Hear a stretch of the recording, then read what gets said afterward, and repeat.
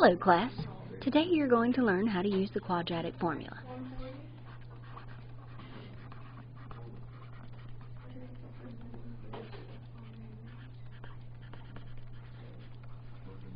The quadratic formula is derived from completing the square.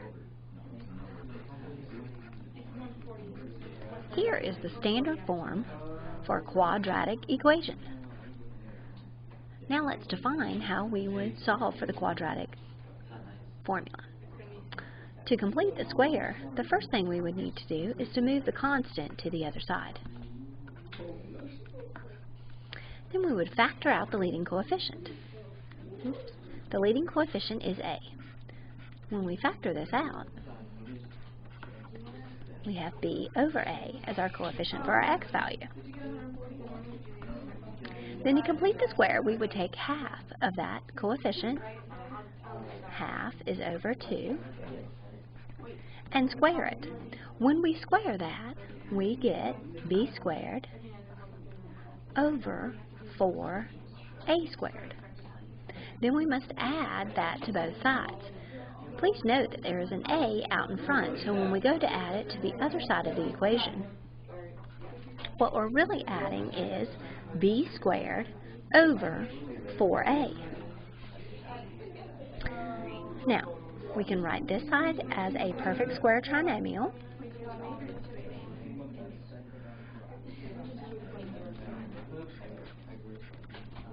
And that is equal to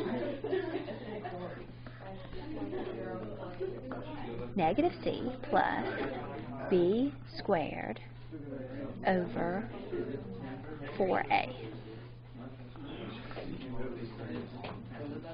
Okay, now we must divide by the a. When we divide by the a, it puts an a back into each of our denominators, so now this turns into a squared. The a's cancel here, and we're left with x plus b over 2a, quantity squared, is equal to, we need a common denominator here, so we'll go with a 4a squared. Now, to get the 4a here, we're going to have to add a 4 and an a. A 4 and an a. So it gives us negative 4ac plus a b squared. Now, generally in mathematics, we wouldn't want to lead with a negative term, so we'll think of this as b squared minus 4ac, all over 4a squared. The next step would be to take the square root of both sides. So we now take the square root of both sides. When we do, we always get plus or minus.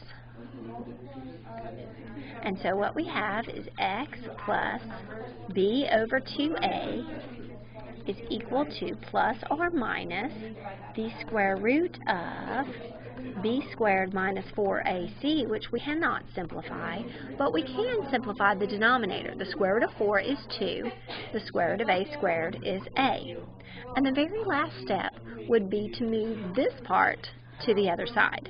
And when we do move it over, I'm going to go to the next slide now, when we move it over, we get x is equal to negative b over 2a plus or minus the square root of b squared minus 4ac over 2a. And just to make this easier to read, let's do negative b plus or minus the square root of b squared minus 4ac all over 2a. Now, this is the quadratic formula.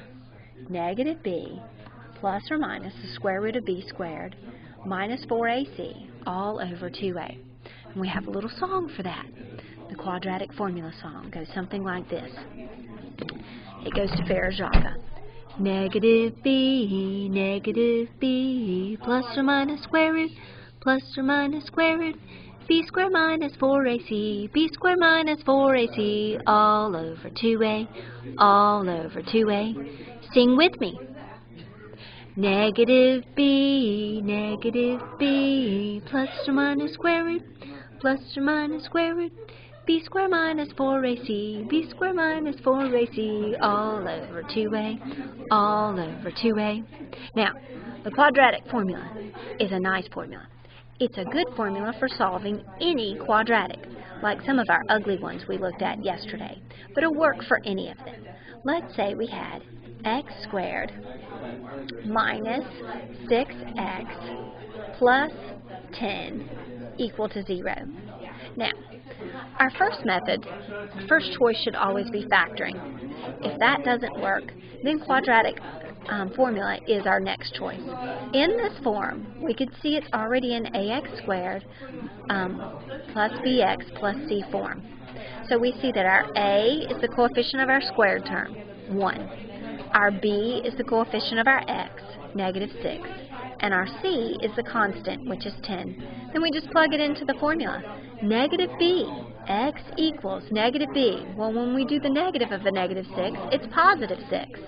Plus or minus the square root of b squared, well, -6 squared is 36, minus 4 times a, which is 1, times c, which is 10, all over 2 times a, which is 1. So we get x equals 6 plus or minus the square root of 36 minus 40 is -4 over 2. So our answers are 6 plus or minus 2i all over 2. Well, both of these terms divide by 2, so we should. And so our final answer is 3 plus 2i and 3, oh, not 2i, excuse me, 3 plus I and 3 minus I. 3 plus I and 3 minus I.